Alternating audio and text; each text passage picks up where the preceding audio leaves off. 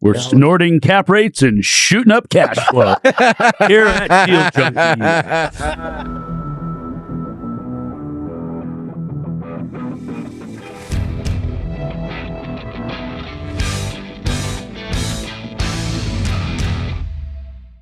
Trevor and Dane, officially welcome to the Wealth Juice Podcast. Corey and I are so excited to have you on the show. Seems like we are running in similar circles, doing some of the same things in the real estate industry, and we're thrilled to have you here, guys. So thanks for joining us. Yeah, thanks for having us on. We're stoked.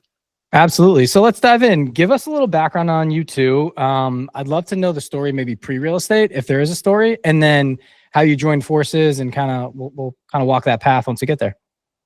Yeah, so I'll start kind of with where we're at now. So we run this company called Stack Asset Group. We have 75-ish million worth of real estate within that company. So we're buying value add apartments, and then we're building ground up. And that's typically like anywhere as small as like a $2 million size up to a $25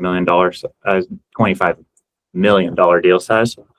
And then that's with two other partners as well. But we also asset manage some of our personal portfolio stuff that we brought in there. So we've been doing that. Me and Dane actually started that. We lived together in an apartment. And we started it out of our bedrooms like a year and 6 months ago because we didn't have an office. And we've been doing that full time for 9-ish months. But backing that up to kind of how we got into real estate and how we met. So I actually used to be an engineer. So I was working like a 9-to-5 job, making 50 grand a year. And I learned I did not want to do that for the rest of my life. And I started listening to podcasts. And have you guys heard of FIRE?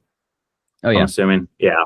Yeah. So I came across the idea of FIRE, started putting like 90% of my income into the stock market. And I was like, in 10 years, I'll get $1 million in here. I'll live off like 40 grand passively. And at that time I was living off like 12 grand a year. So just like counting every penny, spending no dollars, came across Bigger Pockets, heard about house hacking, bought like a house and rented out all the rooms to my buddies, and just was like, this is amazing. Did that 2 times and I covered my like 12 grand living expense. I was like get like 20 or 30 grand cash flow. I was like, this is awesome. And then other people started asking me about it. So I got a broker's license and quit that engineering job to become a full-time real estate investor. And my plan at that time was buying 1 house a year. But when you quit your W-2 job, you no longer qualify, as you guys know. So my whole plan was ruined. But I was just like reading books and kept learning. So I learned how to like seller finance, how to partner with people. So I went from that first year, actually, when I was 22, I'm 29 now, Dan's 26. When I was 22, 23, I bought 2 houses the first year. Then the next year I bought something like 30 units just from that information I learned. And then my path from there was I wanted to scale to 100 units. So I got to 100 units. I was having broker income. I was doing other deals that I flipped and whatnot. And I was 25 years old. I had built up to $1 million net worth, had 100 units, and I had like 500 grand in cash or something like that. And I learned what it was like to unreasonably scale, because I went from 500 grand in cash to negative $300,000 in lines of credit and losing all my money from just lifestyle creep, bad partnerships, and then buying too many deals at once, and took like a whole turning point. So that took like 1.5, 2 years to like dig out of, because I didn't want to sell any of my deals because I was addicted to like owning deals and I could see the future value of them. Eventually I sold a couple and just paid off those debts. And I was like, man, I should have just done that 1.5 years ago to not have all this stress. But learning lessons from there. And then that led us to like getting into bigger deals and really learning how to scale and actually like manage deals and do them appropriately and do the capital stack. And then I'll let Dane dive into where he dove into the picture too. I met Trevor while he was on the downslope. And so I met him when he still had some money, and I was like, oh, I want to do what this guy's doing. I had a background in finance. I studied finance at Oregon State. I wanted to do something that was business related. I originally was in marketing, and then I went to accounting, and I didn't have the personality for either of them.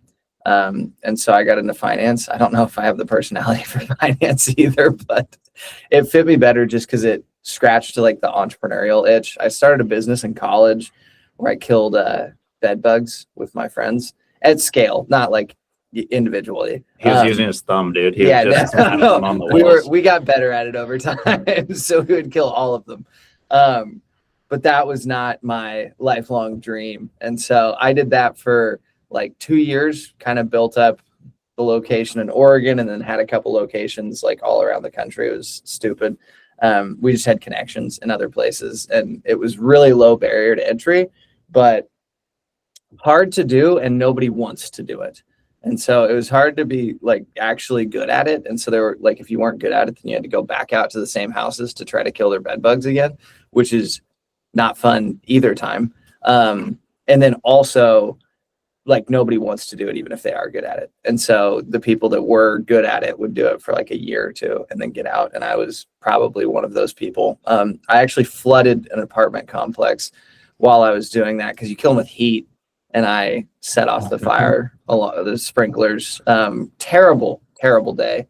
Very expensive mistake, but the people who own the complex were actually super nice about it, frankly. And now I know who they are because I'm in apartments. At the time, I was like, oh, wow, how generous to not just absolutely sue everything about us. They didn't sue us. They put us on like a payment plan over 2 years and we paid it off, but it was not fun. I sold out of that business and then graduated, went into kind of property management, did some private wealth advising for a very brief period of time, and just like wasn't super enthusiastic about it. I didn't like that the assets we were working with were intangible.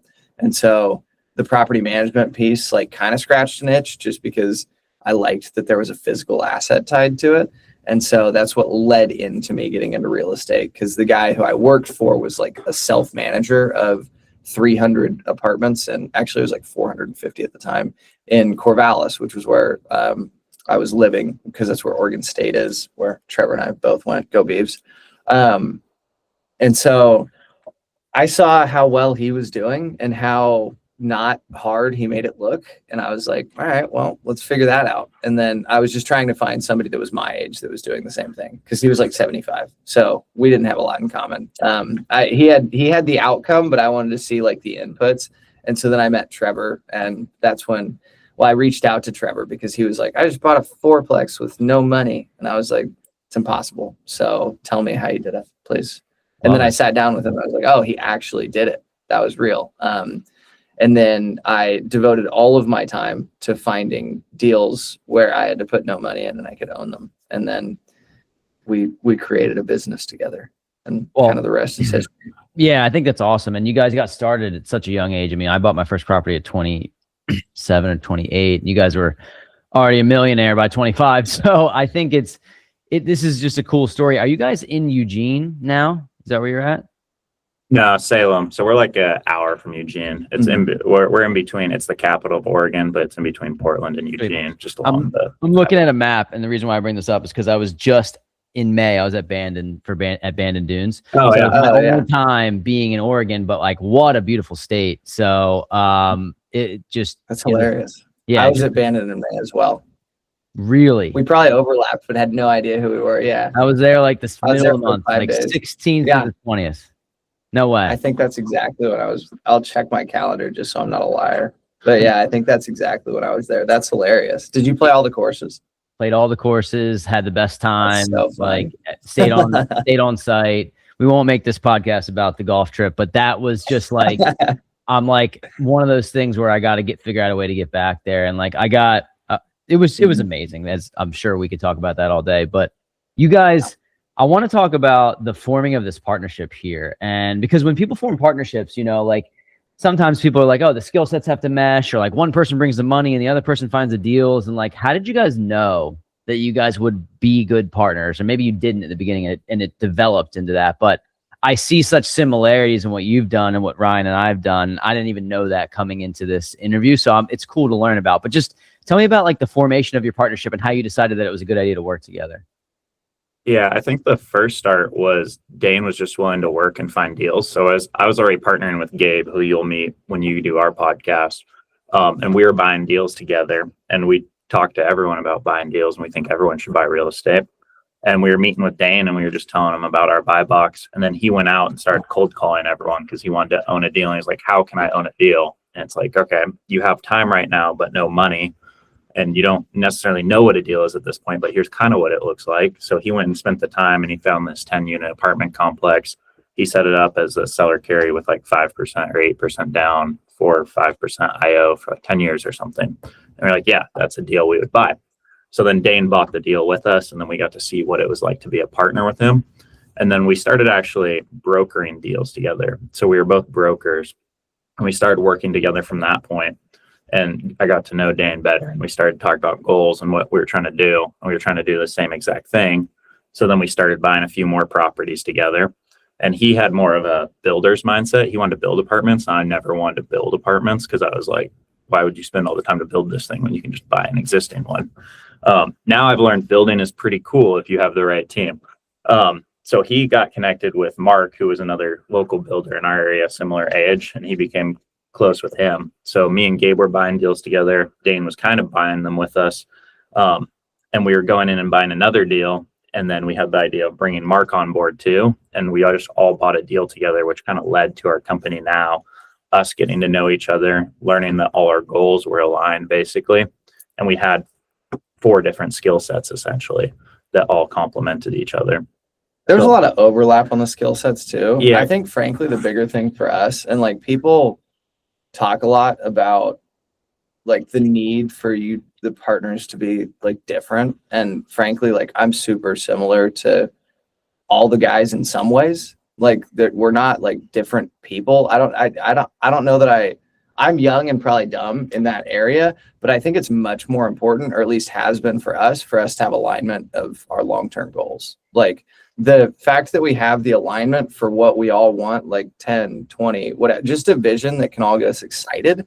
And then every decision that we make together is based on that vision has been the biggest thing by a landslide. And so you always hear like the visionary and the integrator, and it's like, well, we have 4 business partners and all of us were running businesses by ourselves first. And so like who was the visionary and the integrator then? Like, and then it actually just helps us to have business partners. It's been so much more fun, first off, but second off, like it's so much less of a sounding board. Like you constantly have new ideas that are coming in, especially when you're meeting in different groups. It's like, sometimes it's me and Mark, sometimes it's me and Trevor, sometimes it's Trevor and Mark. And then Trevor and Mark call me and they're like, hey, why didn't we talk about, or why didn't we think about? And the reason it works isn't because like, well, part of it is that like we have different skill sets, obviously, but the biggest thing is that we have the same vision. And so just because we have the same vision, but different brains, like that's what creates the outcome that we want. And so I think that was what brought us together, was like every day when we got together and it was like, yeah, we want the same thing. We want the same thing. And then it becomes more and more clear too, because like neither of us were ever going to sacrifice something long-term. Like what he's talking about, where he sold those houses that he was house hacking, he was sitting on top of like 2.5 cap deals that were houses that he bought in Portland when he had $250K in debt. And I was like, you should probably just sell those. Like I don't own houses that are, have 150K of equity in them. So I have no room to talk, but from the outside looking in, it seems like you could solve a lot of problems by sacrificing 2 of your 120 units or whatever. And he held on to it for so long. And part of that was like, well, I think that's probably what I'd do too, where it's like I really don't want to ever because the hardest thing is getting your name on the deal. And so like spending more time around each other and realizing, oh no, he actually means what he's saying. Like he could have solved that problem 1.5 years ahead of time, but because he really like was a deal junkie, he was like, no, I really just like owning the deals more. So you lose some of the rational thought because that owning real estate in the long term is always better than selling it. And so in that scenario, it wasn't, but that was what made me realize that it was going to make sense for us to keep working together. And I think me like sacrificing commissions on deals when I had not that much money, frankly, so that I could pitch my commission to own it. It was like, yeah, I mean, I'll figure out how to make more money, but it's going to be really hard to buy this deal later. Like, yeah, it's going to be worth twice as much in private. Portfolio architecture is something that's interesting that you guys have figured out in a way, or starting to figure out, because when you mentioned, I think Trevor mentioned that 1 property a year is what you were looking to do. That was my goal in the beginning. 1 property a year for 10 years. I'll have optionality at my work. I can do that, right? So I'm thinking I'll have 10 units after 10 years. And Ryan and I, we're GPs on these, so we don't own them all ourselves, but we now own over 95 units. And it's still long-term money. It's still planting seeds. We bought these properties in 23, 24, 25. So like GPs get paid later, right? So that's still long-term, but I always thought I was going to hold on to those first properties that I bought for 30 years and haven't paid off. And I'll be sitting on all this cash flow until we realize, holy shit, our return on equity on one of these single family homes that we bought for $135,000 that we can now sell for $350 is like a no-brainer to offload this so we can take the $200,000 and go buy something else. So I think your brain and the thought process changes as you buy deals, because you're like, I didn't want to sell. I honestly, Rye came to me, was like, we should sell this property. I'm like, dude, we've only owned it for 4.5 years.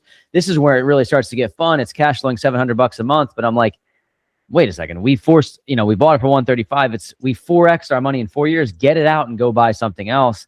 And that's when things start to change. So Rye, I don't mean to box you out here. Did you have something that you wanted to ask about? Yeah, no, I was enjoying the story actually. So I appreciate you guys.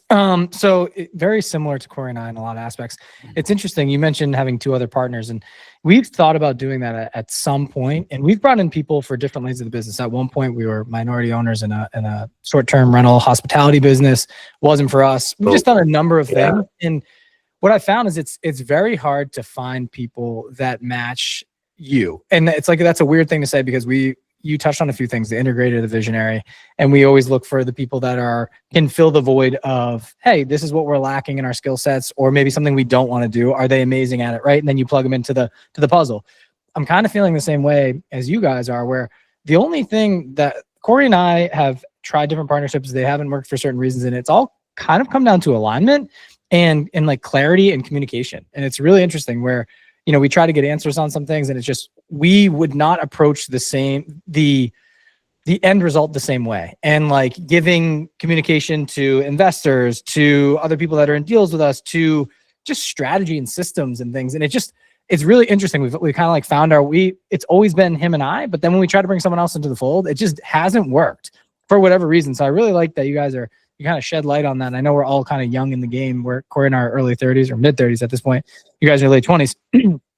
But it's the same thing. Someone in their 50s would probably tell us, you got to find the visionary, the integrator, blah, blah, blah, the whole situation. But I feel like times are changing a bit, and it's a lot easier to do deals and go into business and take down partnerships, if you will, and bigger things with people that have the same morals, values, and long-term alignment and vision. I think that's huge, because a lot of times we'll have to make a pivot because something's going on in that person's life, right? And you have to do it for the right reason. Like Corey mentioned, we offloaded this other property recently, and if he and I weren't aligned on that, we wouldn't have, like, I may have wanted to sell it and he might have been like, no way, dude. And like, we're like big friction right there. It was just kind of perfect timing where we both had life events coming, and we realized we could, the velocity of money, we could excel this and buy something else.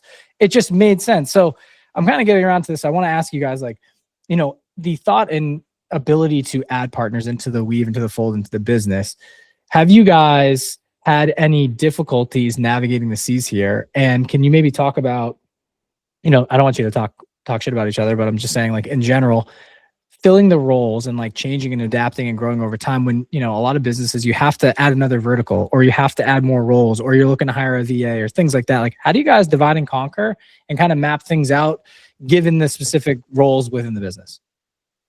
Yeah, so we're continually scaling it. So usually we're filling the roles and then we're hiring out for that. So now we have like us 4 owners, but we have more staff too. So we have like head of marketing, head of acquisitions, we have an executive assistant, we have asset management, and then we have third-party vendors we use for a lot of stuff too.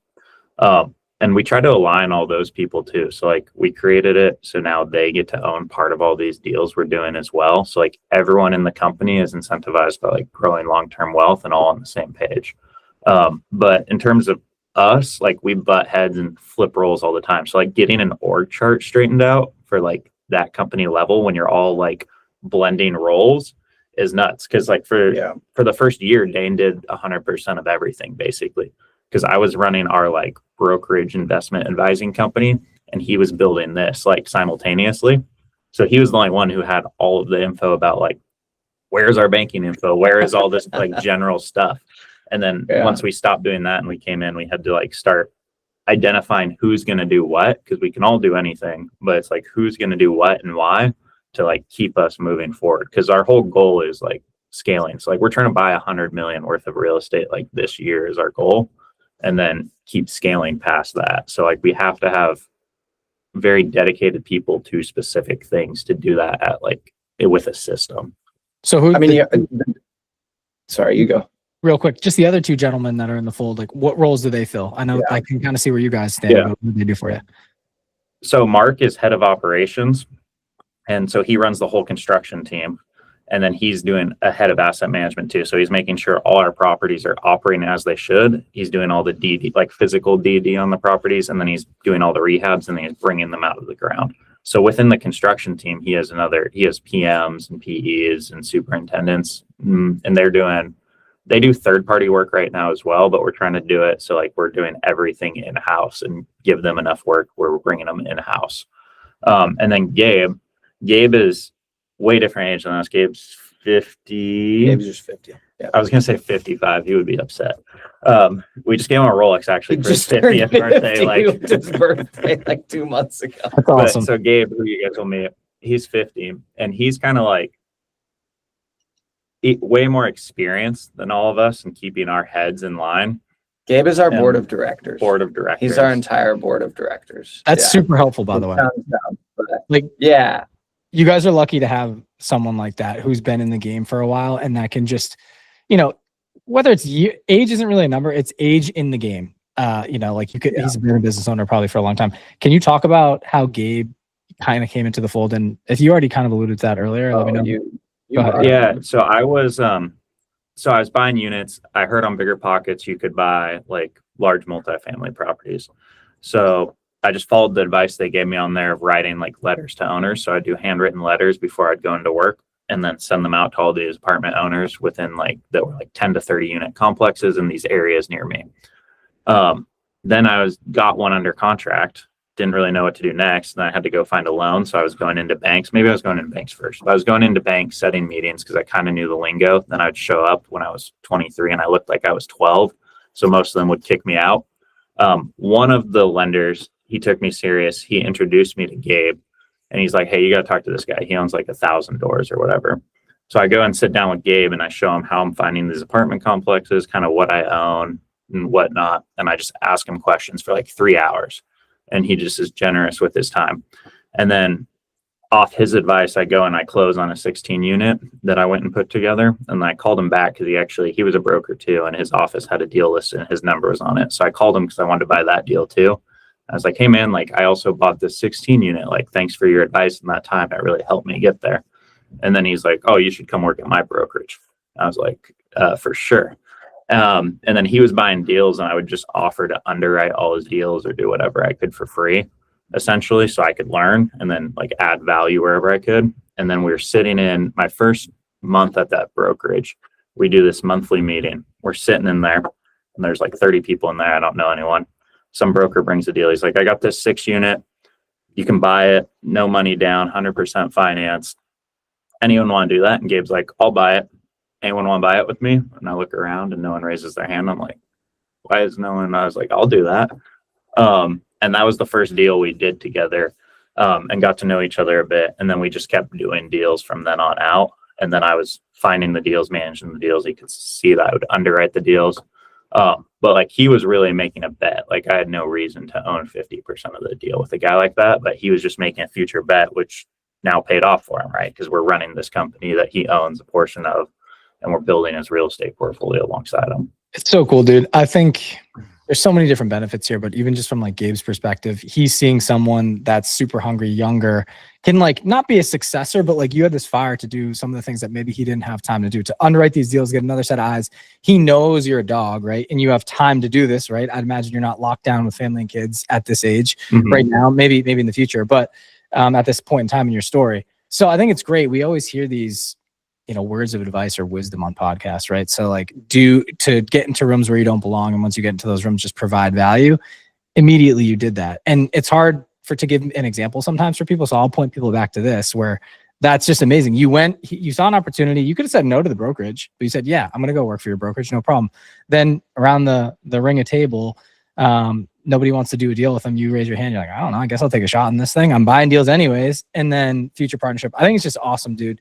From listening to Bigger Pockets, you know, going from the engineering to Bigger Pockets to listening and then just taking action. It's just the stepping stones that most people need clarity and they're like, I don't get this. I don't know how to do this. I don't know how to provide value. I don't know how to see an opportunity.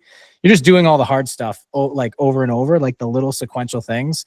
And it allows, that's the big picture coming together. So dude, kudos to you. It's a great part of your story. Now that gives me a lot of clarity because now he trusts you because those were tests, those little things. Like, is he willing to do the work? Is he willing to show up? Is he willing to, not really just take a shot, not knowing the end result. Right. So that's awesome. I can't wait to meet Gabe in a little bit when we do your show too, but really cool to have like a mentor as part of your business. And then he's sort of probably acting like a business coach to you guys too, because he's seen some things and a lot of people have to hire that out. It's really nice to have that, within your war room. Yeah. One of the things that I wanted to touch on after, we covered that is you're mentioning all these deals and I'm curious, are you guys buying them all? You mentioned Salem, like, are they all in Oregon? Are they all close by? Are they all in your backyard that you can start to like really manage this? Is it tightly?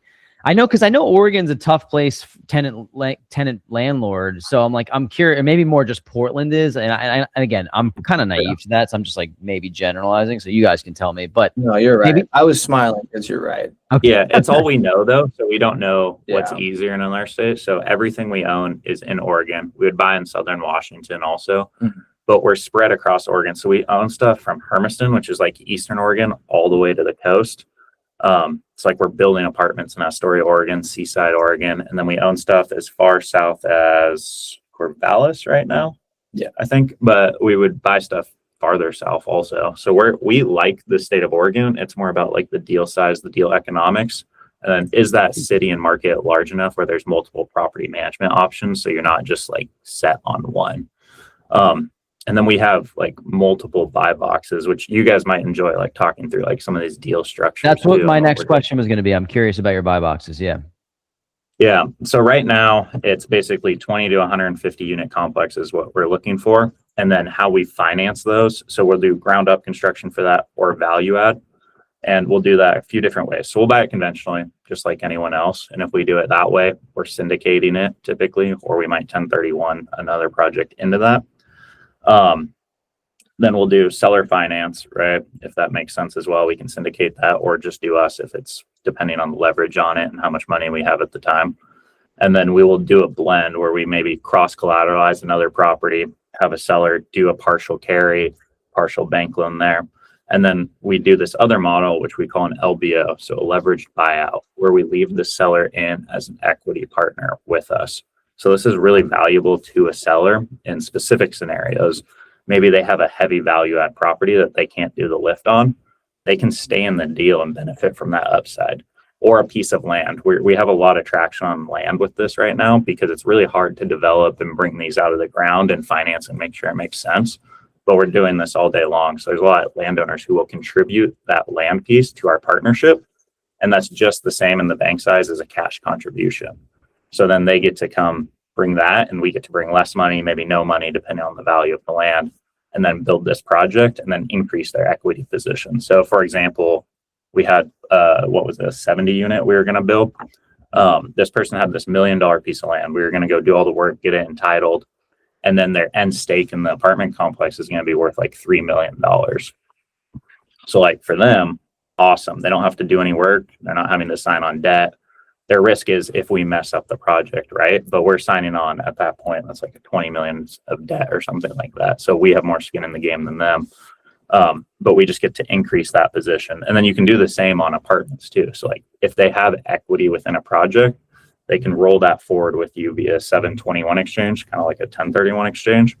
And then you can use that equity as all your cash, part of your cash to go and do that project.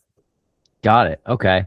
Yeah, the longer I'm in this game, the more I learn about all these different loopholes and rules and everything. I've never even heard of a 721 exchange, but I just learned about a 1033 exchange. Have you guys know what that is? No, I've never heard of it. Fun. It's you don't want to know. It's when, well, tell me. Yeah, tell me. In theory, maybe it's 100% useful, but basically it's a casualty exchange. So we had a place burned down, and you get 2 years from the end of the year that the property burned down to take those proceeds from an insurance and roll it into a new deal. Ryan and I just actually had a failed 1030 3 because we couldn't find the right project and it had to be the two of us. And now we're buying properties differently. And I bought one on my own. So we have to pay the capital gains on it. But 1033, and a lot of CPAs are like, oh, you mean 1031? I'm like, no, listen, it's called a 1033. Go look it up. But I've never even heard of 721. So you took the money rather than rebuilding the project in that case? We took the money and then we sold for 50, 60, I think it was 50 or 60 grand. We sold it to a developer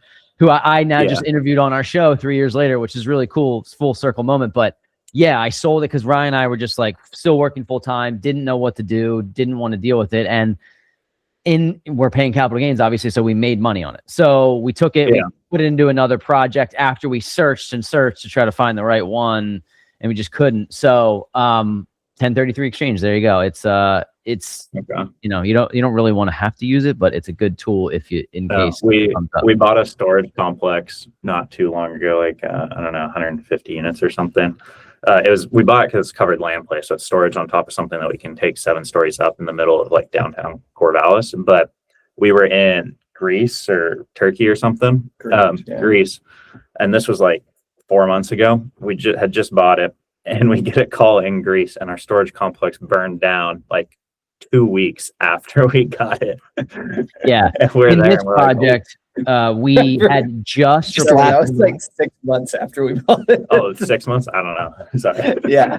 Shortly thereafter. 2 weeks That's was not that long after. 2 weeks was when we bought a house and a student driver drove into the side of the house. That was 2 weeks after closing. That was hilarious. You guys got some good stories. It was on a corner and the person just missed the corner. Drove straight in the side of the house. Yeah. Dang. I need to see a picture of that. That's wild. So part of this game is like, all right, I need that. It's not for the faint of heart. And that's, I think, maybe some of the things I want to talk about too, because a lot of people will think they want to get involved in real estate investing, and the benefits and the advantages and the wins at the end of, or like at the end of a deal are so worth it. And we've seen it so many times. They're so worth it. But most people get stuck in the middle and they're like, oh, I don't want to deal with tenants, or I don't want to deal with that. Or I'm curious on like how you guys compartmentalize some of the big issues that do come up with being deal junkies, right? If you're a deal junkie, you have some of the downside of being a junkie in that process, right? But then the upside, to me, we haven't found a better way to build wealth yet, at least from a tangible standpoint. We can talk about, Ryan and I are Bitcoin investors as well. Like we do some things like that, but like from a I can go take this property and force appreciate and make it worth X amount more, and I can use other people's money. I haven't found a better way, but I'm curious about compartmentalizing issues that happen and that have arisen. Obviously, you guys have some cool stories. So how does that factor into your deal flow? Yeah, you learn you can solve all these problems really easy, especially once you start going through them. That's why we're like, when we got that call, we were really like, that's crazy. That's like hilarious. Because we knew we could solve it. So it's not like that big of a deal. To the average person, they think like, holy shit, what do you do next? But like, I mean, starting out, like I lost $250,000 through a partnership, and part of that was just stolen money. So like learning how to deal with that. I got sued for $300,000 from tenants because we bought a heavy value add property from a slumlord. As soon as we take it over, day one, they refuse to move out, refuse to let us see the units, and then they sue us. And it's like, they wouldn't even let us fix their unit. Like we're sending notices to fix stuff, and they won't even let us. And then they sue us for $150,000 each. So it's like learning how to deal with that. People running into our house, people like burning down the storage complex. So you start to learn about a lot of these things. And a lot of it is insurance, like covering this stuff. Like you pay for insurance, like, and you can use it. Insurance is crazy though, because they don't care at all. Like once you start dealing with the attorneys and whatnot. So when I got sued for $300,000, insurance settled for whatever, $200,000 or something. And those people, like they agreed to take payouts of $15,000 each. And I kept telling the attorneys, this is what they'll take. This is what they'll take. And the insurance attorneys, you learn, just want to rack up their hours. So they just stretch this thing on so they get paid more and more. And they don't actually care about the insurance company. They just care about their bill. So I saw them waste like $150,000 of the insurance company's funds from doing stuff like that. But like, as you keep doing this, you learn like every single problem is solvable. So like our partner Gabe, for example, it's crazy story. So he signed on for 0.2% ownership of a $13 million build to have the right to buy the project in the end. The dude had never developed a project before or built anything. The project fails. Now he's liable, personally guaranteed on a failed project for $13 million worth of debt. And he has The to go dude figure had out, built projects. had he? Yeah, he had built projects. The builder had, but not the developer. The main guy had not. Oh, okay. But he had a builder doing it, but they failed the project. Now he has this project that's strung along, and then that's when COVID happens, and none of the materials are coming in too. So he's got to go figure out, like, how do I solve this $13 million problem of a failed project that I don't have control over because I signed on for 0.2% ownership, but I'm fully liable for this debt. He's the only one that has the balance sheet that they'll come after. Learning lesson: don't do that. But you start to learn, like, as you see all these situations, like, it's all solvable. He got out of that, solved the problem, and still made like a good chunk of money and holds that deal today and made it worth more still. So Wow. Yeah. That is I think that go ahead. I was just going to say, I think that so much of it is just not being emotional about it. And like in your mind, it's like, well, easy for you to say, like, you've already experienced the thing. And it's like, no, it's just the idea that like there's always going to be more coming. And to you, it might be the first time that it's ever happened, but it's already happened to somebody else. Like, that's why it's covered by insurance, is because it's already happened to not only one other person, but a lot of other people. Like, this isn't a new thing that's happening to you, whatever it is. I think that when you first get into it, it's hard to say. It's like, okay, I'm investing now. But then for whatever reason, like, the upside is investing and the downside is emotional. And it's like, no, you have to compartmentalize all of it into the one bucket. Like, it's just investing. And anything that happens is going to be solved by insurance or solved by you writing a check, or like, and it's like, well, I had to write a check for X amount. And it's like, yeah, but you underwrote for that. It just happened sooner than you wanted it to. Like, sure, it happened. That's not awesome. But like, you knew that was coming. Like, it's not like you didn't know it was coming. And so when it does come, don't be emotional about it, because you weren't emotional about it on the front end. When you underwrote for the fact that like your roof was going to cave in one day, like, you knew that was coming. And so then when the day does come, don't be like, why did my roof cave in? I bought a 1960s apartment complex where the roof hadn't been repaired in 30 years. It's like, well, yeah, that's what you bought. Like, okay, granted, somebody driving into the side of your house, like, I did not underwrite for that. However, it was covered by insurance. And the guy did the job for free. So yeah, I think the biggest fear people have is like they don't trust themselves to underwrite it appropriately. If something does like happen like this, right? Like one of these like crazy circumstances you mentioned, the roof thing's not crazy, but then they're like, well, did I cover myself? Like, I vividly remember Corey and I, because it was one of our early deals. The one that burned down. We were, the tenant called at 11 o'clock at night. She's like, hey, like my place is burning down. So we drove there early the next morning. Like, on the drive down, we're like, are we capable of handling this? And we're just like thinking about, because it's so early on, we're like, we went to the point where we were thinking, like, do we have insurance on this place? Well, we knew we did, but you just go through the fear in of your head, right? Like, am I actually going to go take this down? And turns out so many people have gone through this, and we had an amazing insurance policy. So it's one of those things. What I found is you make your money when you buy your deal, right? Like everybody says, it's the day you buy. And you have to set yourself up. You have to underwrite appropriately. You have to get the right insurance and do the annoying shit that no one wants to do, right? You have to just like follow suit. There's reasons why these things are out there, but it's also your network. Like, we had all these things in place, but we could also call 5 different people and say, hey, this is what just happened. What do I do? Have you been through this? Mm-hmm. And chances are one of them has, or their friend has, and they give you the number and you call that person. You'd be like, dude, just help me out. I need you to bail me out. Mm-hmm. So my point is, I think people, when they listen to these podcasts and they hear this stuff and they're just like, well, you guys just threw out like 150 grand, like 300, like you're throwing out these crazy numbers, right? Like, just how do you have the money to actually pay for these problems when they occur? One is the underwriting in the beginning, make sure you have the reserves, all of that, but make sure you have insurance. But then also it's relationship capital. To be able to do these things at a high clip and to scale to the levels you are scaling to and that we're scaling to, you have to have the people around you that are basically your backup team, or they can, not like your partners in crime, because that's what you guys have each other for, like the 4 core people of your team, but those other people around you that gets you to the finish line. I'm thinking like the title companies, the real estate attorneys, the insurance brokers, like all these things to buy a deal. They're very useful when shit happens and you panic and you're like, thank God I have these relationships. So for us, that's what we found has been one of like the golden gooses or the best things that we've had over time. Is like, we've taken those relationships serious, and you try to really take care of the people that your team that you take deal after deal down with. I'm sure you guys have a core team that once a deal comes, it's underwritten. you immediately know who you have to pass the baton to.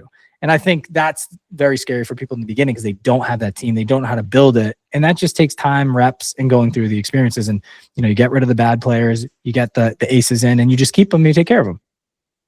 Yeah. And for the average person too, they don't need to do what we're doing. Like, you don't have to try to buy hundreds of millions of dollars worth of real estate to like be successful in real estate. Like, my first goal of one house a year, if the average, like when we were running our investment advisory company, our whole goal was taking someone and getting them 3 deals. I was like, in Oregon, if you own 3 deals, you set up your whole retirement fund, you do it at a young enough age and just sit on it.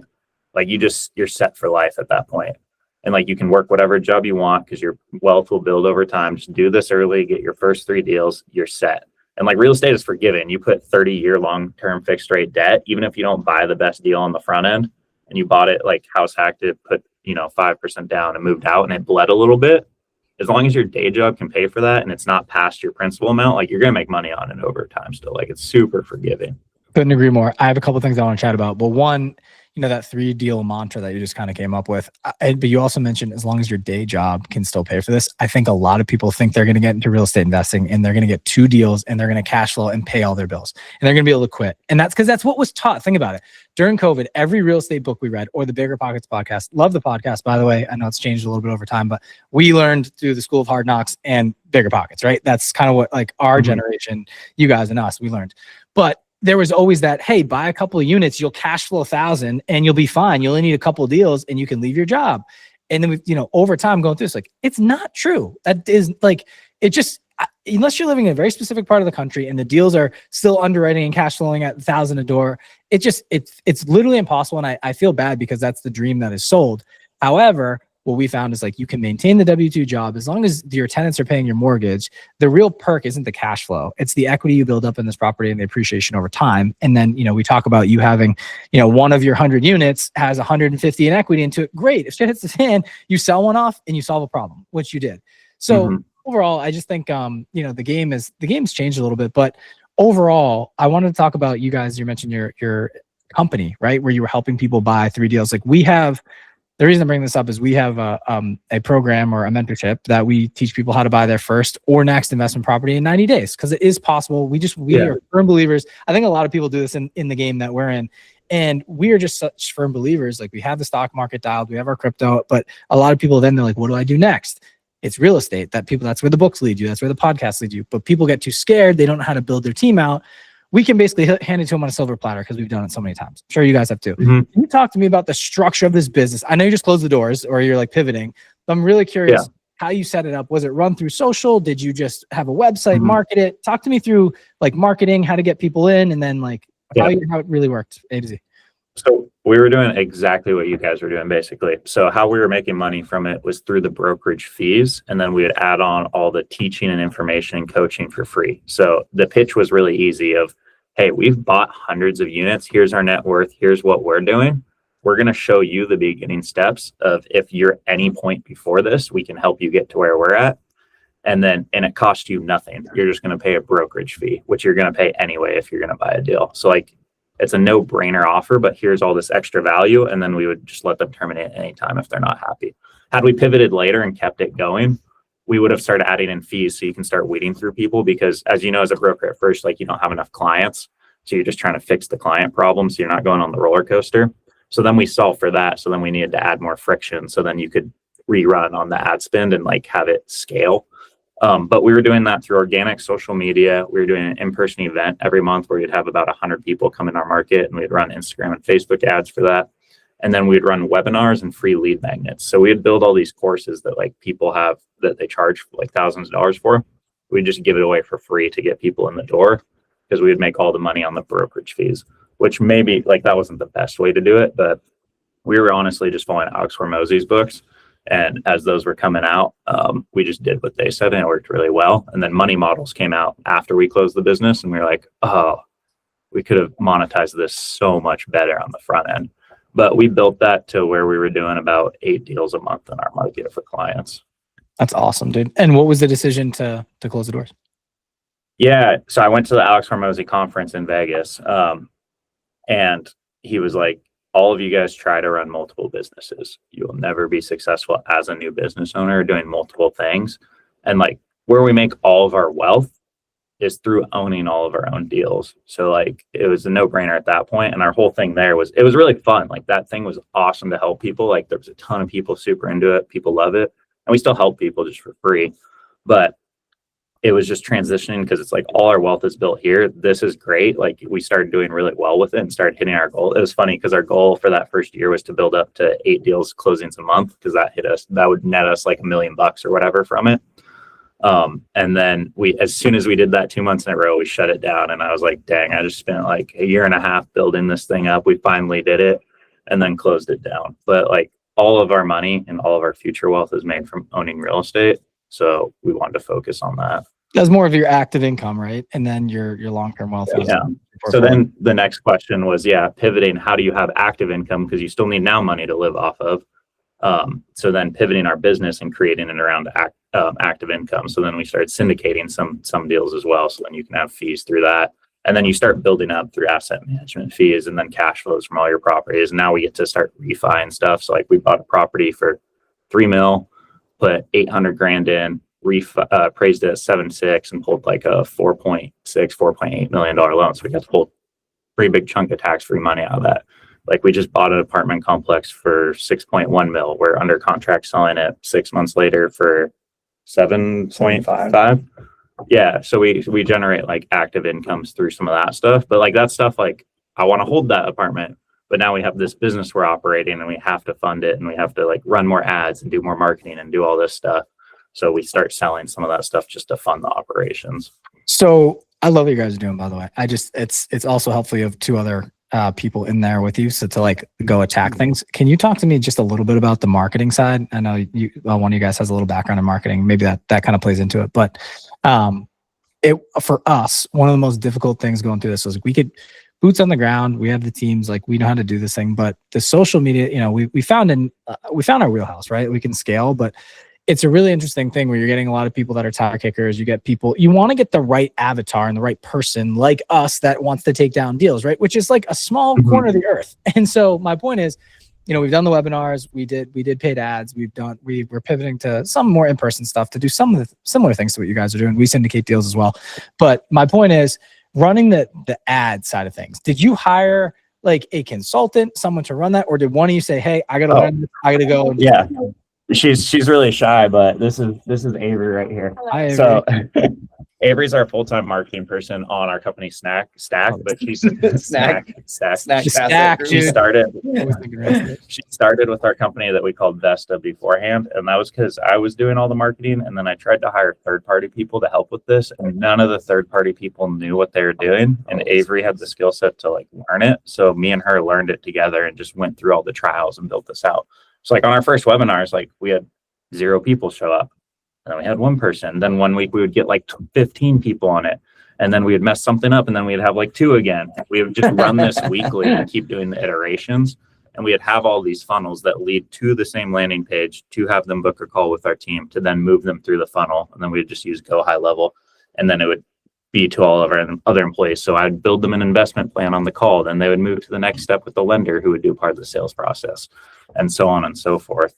I'm happy to show you guys too off air with more time, like what we did. I'm guessing you might be doing it better than us, because like we were able to monetize not that big of a following in our local market because it was so hyper focused, but like we only had, like you guys have like 100,000 followers or whatever. On our business page there, we had maybe like 1,000 or 2, but there are people who really loved it, and you didn't need to do 8 deals a month, that many people. No, I want to shout that out from the rooftops. Like you can have a small-ish following, not saying you guys have a small following at all, but like for people that are scared to get into this game, it just takes almost just more active people that are involved and like really bought into you, that you can start taking down deals and do this thing. You don't need to have this massive $100,000 or 100,000 person following to make a big imprint and change people's lives. And a lot of it's local. So it's funny, I'm shout out from the rooftops now. It's like we're into January 2026. We've built this following and it's people all over, right? It's from the East Coast to the West Coast. Now we're like, we have a business coach. He's like, so how's your local presence doing? We're like, I don't know, it's pretty good. He's like, nope, we're changing everything. You guys need to dial in strictly local and build from there. You already did some of the hard stuff, but if you figured out how to do it virtually through Zoom and all that with COVID, he's like, if you can build a presence locally and just take down a couple more deals a month, like things will it'll flip the whole business on its head. So we could definitely take a page out of your guys' book, and I definitely want to offline a bunch of stuff, after our calls, because it's so synergistic what you guys are doing. I'm just like, it's really cool to see. We're literally on the other coast from you guys, and we're doing such similar things. We said verbatim the same thing as you. Yeah, it's the same thing. Buy your first or next deal. Like that was it was that exact line. And then awesome. Okay. Because we were like, well, what if somebody only has one deal? Like, then they have to be able to buy their next. Okay, what if they have two? Are you guys doing coaching or brokerage to make like with these clients? Coaching or combo? Coaching. Well, it's kind of comboing now. Corey's got his license. I'm working on mine. So it's like we're just like, once again, trying to figure out the sweet spot. And there's a lot of moving pieces. And then we're still taking down our 5 to 50 units up in New Hampshire. So it's like when we take down a deal like that, it's great. We have a list of people that have done deals with us before. We have, obviously now all of our group of investors, like a small private group, which is awesome. And it's an opportunity for them. And most groups don't allow you to invest with the people that are like kind of teaching you the game. So it's really cool. There's a lot of different things, and we're trying to find out, hey, how do we continue to build our long-term wealth, but also still have the active income to do this full time and manage the skill sets and all that and hire the right people. So because our original plan was if we could help all these people, they're building their wealth as we're doing bigger deals, and they can 1031 into our deals and put their future money into our deals. And it's a very long-term thinking on it. But that was kind of what we were thinking on the front end, because now we're starting to help like at scale a lot of people. The cool part about we didn't have any coaching paid for. Like we would have done more like you guys, but I would add in the brokerage, because now your coaching is applied and you get to capitalize there. It doesn't really cost them anything. And these people are investors. So they're doing, like everyone was doing a deal or two every single year. So that starts after your first year in, starts to scale really hard. And these people are fanatics at that point. So they're telling their friends, because you're helping them build their net worth. They wouldn't have otherwise done it. You get referrals like crazy. And then everybody that's the thing about the local market, like you're talking about, where like we needed 100 good people, really, like to get traction. And it's like, okay, if you're selling t-shirts, like you need 1 million. But if you're selling something that's that high ticket, but you have to create so much value on the front end, then we only needed like 100 good clients that were going to do repeat business and bring us other clients. And so like that was much more our focus, was just giving as much value as you possibly could on the front end. And so like we were running the meetup, he was running these webinars that were extremely valuable. Like it was like, here's all the ways that you can buy a deal. And only like one of them was with us. It was like, there's 5 different ways that like, you just go do it. You're not gonna. And so you should still do it with us. But like, here's how you do it without us. Like, I don't care. I think that you're going to do it with me though, because I'm providing so much value on the front end. 100%. I was wondering not how much value, but like what you guys put into it and what you guys taught, because we've gone through this process. It's hilarious where you teach people the whole game. You feel like they're ready. They're sending you deals or they're underwriting them. And then they're like, I'd just rather do it with you. They're just like, they don't have the time or energy for it. And then people that want to, they come in for 2 ways. Some people, they want to learn the game. They want to feel super confident about it. Other people will come in and then they don't do anything and they just don't even show up to the calls. And you're like, I don't understand. They just want it handed on a silver platter is my point. Some people are super busy. So you get a mixed bag of people. So you guys know. We thought of doing a done for you model on it too. So we were thinking about all these things. So I would love to talk to you guys, because I love doing it and I thought so much about it and I was bummed when we stopped. So I would love to talk to you guys. You're the one who said we had to. He's the one who said I was like, we should maybe keep doing it. Like, and then you convinced, you were right, but yeah. No, it would be fun to talk on camera. We should rip on to the next episode. We'll flip around and we'll interview you guys next. How about that? Any final thoughts before we get out of here? Yeah, that's good. I was keeping an eye on the time here, but I guess I could talk to you guys all day, which is a good thing. That makes for a good podcast. But if people are listening to the show and they're like, we have people that are listening that are from Oregon, right? So like, if they want to learn more about you, they want to potentially partner, network, whatever that might be, what does that look like? Like, where do people find you? Yeah, so you can find us. So we have a podcast too called Deal Junkies, a real estate podcast that has 3 of our partners on it. And then just stackassetgroup.com. Like you can see about us. You can see all our info. You can contact us on there. Love it. We appreciate you guys joining us today. This was a blast, and I'm excited to continue the convo. Awesome. Yeah, Thanks, guys. It was fun.